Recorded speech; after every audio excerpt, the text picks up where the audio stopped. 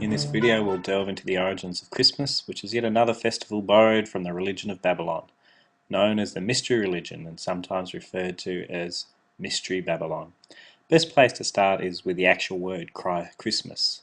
Christmas is derived from Christ Mass. The word Mass means death, sacrifice. In the Catholic tradition, the Mass is the ceremonial slaying of Jesus, over and over, followed by the eating of his flesh and the drinking of his blood. It's got nothing to do with birth. It's an act of sacrifice, followed by cannibalism. The winter solstice festival, from which our Christmas is borrowed, is the celebration of the birth of Tammuz or Nimrod, the original sun god. In ancient mythology, it is believed that when Nimrod died, his spirit went to be with the sun. A ray of the sun came and impregnated Semiramis, his wife on earth. Nimrod, the sun god, was then reborn as Tammuz, and what better time to do this than during the winter solstice, when the sun itself was being reborn. Semiramis, also known as Ishtar, or Queen of Heaven, or Ashtoreth, or even Virgin Mother, claimed that during the winter solstice an evergreen tree would grow up overnight from a dead stump in Babylon, and that Nimrod would secretly return at the same time each year to leave gifts on the tree. It seems that in reality Nimrod was actually killed by his grand-uncle Shem, son of Noah, as punishment for starting a new religion apart from God. This stopped the new mystery religion in its tracks for a while, until it was reborn, just as Nimrod was reborn as Tammuz, in several ancient cultures by different names and different traditions. It is common knowledge that Jesus was not born on Christmas Day. For example, the ancient Jewish shepherds do not have their sheep out to pasture in the middle of winter, as is way too cold. In fact, the day was determined in 351 AD when Pope Julius I ruled that December the 25th was the official date of his birth. This was so the pagans of that day wouldn't have to give up their festivals when they became Catholic, or most of their other beliefs for that matter. Here are a few of the pagan celebrations and beliefs that occurred at that same time.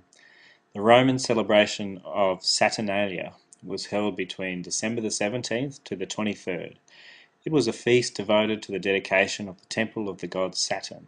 It was very popular and was marked by tomfoolery and reversal of social roles in which slaves and masters switched places. This eventually led to our tradition of wearing crowns during Christmas dinner. The celebrations included a school holiday and giving and making of small presents.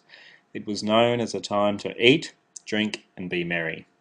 The customary greeting for the occasion was Yo Saturnalia, this being a Latin word derived from ho, or praise. Somebody would masquerade as a king dressed in red robes, symbolic of Saturn. Various types of evergreens were used as decoration for public places. Children were given clay dolls which represented human sacrifices which had been made to Saturn in the past. The Roman celebration of the birthday of Sol Invictus was held on December the 25th. It was instituted after Saturnalia in 274 AD by the Roman Emperor Aurelian, and a lot of the customs of Saturnalia were transferred to this day. December the 25th was the first day after the winter solstice, with the first detectable lengthening of daylight hours. Thus the sun was believed to be reborn.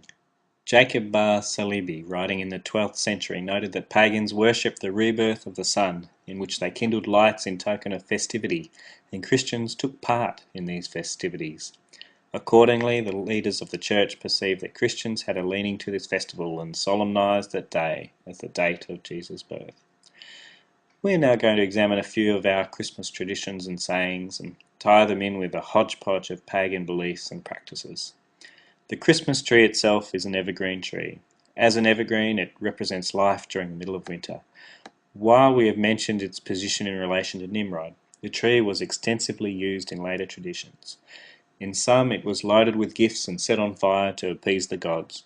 The Druids tied apples to the branches to thank the god Odin, chief god in Germanic traditions, and also hung lighted candles from them to honour the sun god. Fire, bonfires, lightning, burning logs, candles, and the worship of the sun god go hand in hand in ancient traditions.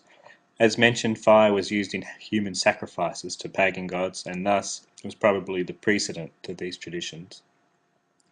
Thus, Christmas balls are representative of the sun, and thus the sun god, and Christmas lights are representative of the candles used in the past to worship gods or keep evil at bay. It is also the basis for lighting candles on Christmas Eve. It is believed that Saint Boniface in the 8th century found that tree worship was so widespread that he told his newly converted to cut them down and put them in their houses as a symbol of their new belief in Christ. There is also a probable reference in the King James Bible referring to the worship of trees. In Jeremiah 10 verse 1 it says, "Do not learn the way of the Gentiles. Don't be dismayed at the signs of heaven, for the Gentiles are dismayed at them. Their customs of the peoples are futile. For one cuts a tree from the forest, the work of the hands of the workmen, with the axe. They decorate it with silver and gold. They fasten it with nails and hammers, so that it will not topple. They are upright like a palm tree, and they cannot speak." Note that the palm tree was used in equivalent Egyptian traditions. The wreath itself is an offshoot of the tree and represents the never-dying sun and its orbit. Adonis, who is from Semitic, which was then incorporated into Greek religious tradition, is closely related to Tammuz, Baal, and Osiris. He is an annually renewed, ever-youthful vegetation god, a life, death, rebirth deity, who is brought back to life by a serpent. Thus the symbolism of a snake-encircled tree from which emerged an evergreen tree. Attis, a Phrygian god, was worshipped with a pine tree decked out in gold and silver. Yuletide, from Northern Europe, represents the 12 days of Christmas, which runs from the 25th to the 6th of January, also known as the Epiphany in Catholic tradition. The 6th of January is when Armenians celebrate Christmas. It is rooted in the celebration of the birth of Aeon, the god of eternity, at his annual celebration on the 6th of January. The declaration was made on that day. On this day and this hour the Virgin has given birth to Aeon. How well did that pagan tradition fit into the birth of Jesus Christ, and how easy was it for the Catholic Church to Christianize such pagan practices? To this day the Eastern Church still hold to the 6th of January as the birth of Jesus Christ. Throughout these 12 days a giant candle or Yule log was burned. Its primary role was to bring prosperity and to ward off danger. An expose on Christmas wouldn't be complete without Santa Claus. While tradition ties him to St. Nicholas, his real origins come from elsewhere. The modern image of Santa Claus is courtesy of Coca-Cola, who used the image in an advertising campaign in 1931. His red and white suit is derived from the colours of Coca-Cola. The traditions that surround him are a mix-match of different religious traditions. Woden, or Odin, the chief or sun god in the Germanic tradition, was a bringer of sunshine and gifts, similar to the tradition surrounding Nimrod in Babylon. In this myth, Woden was hung on the tree of life and wisdom, with a raven on each side. He was lanced by a spear and rose from the dead. Sacrificial gifts were to be left for Sleipnir, his white horse. He also dragged his evil slave Eckhart behind him on a chain. This morphed into Saint Nicholas, portrayed as a white-haired man riding a white horse in the skies, with his slave the Dark Helper, who used to scare women and children into doing good. Santa is portrayed as coming down the chimney, which associates his actions with fire and by extension the sun.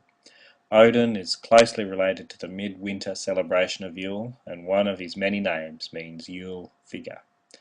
La Befana is from Italian folklore and was derived from the Roman goddess Strenia, who presided over the New Year's gifts.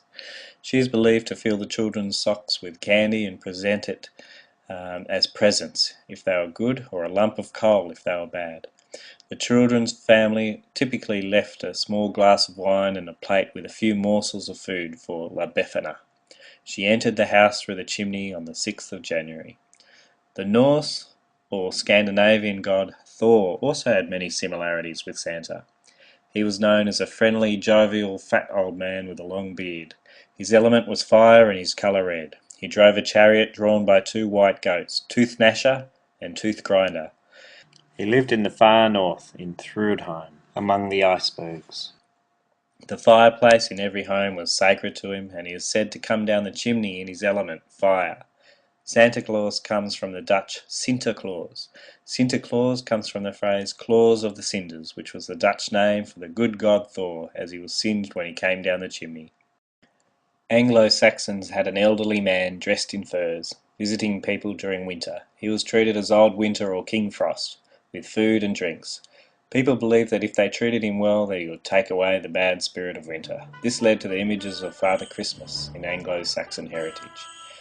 In the 1900s, a clearer picture of St. Nicholas or Santa Claus was developed based upon the images and traditions of the gods of Thor, Odin and King Frost. These gods are again based on older traditions until one finds a trail leading back to Nimrod, the original sun god who was said to reappear in the winter solstice bearing gifts. The religion of Babylon, or Mystery Babylon, once again is found to be the source of many of our Christian traditions. So what are we to do? Do we celebrate the fact that a pagan tradition has been Christianised, thus allowing many people to recognise that the baby Jesus is ingrained into our culture? Or do we mourn the compromise of Christianity with paganism and lament the connection between Jesus, paganism and consumerism? I'll leave that up to you to decide.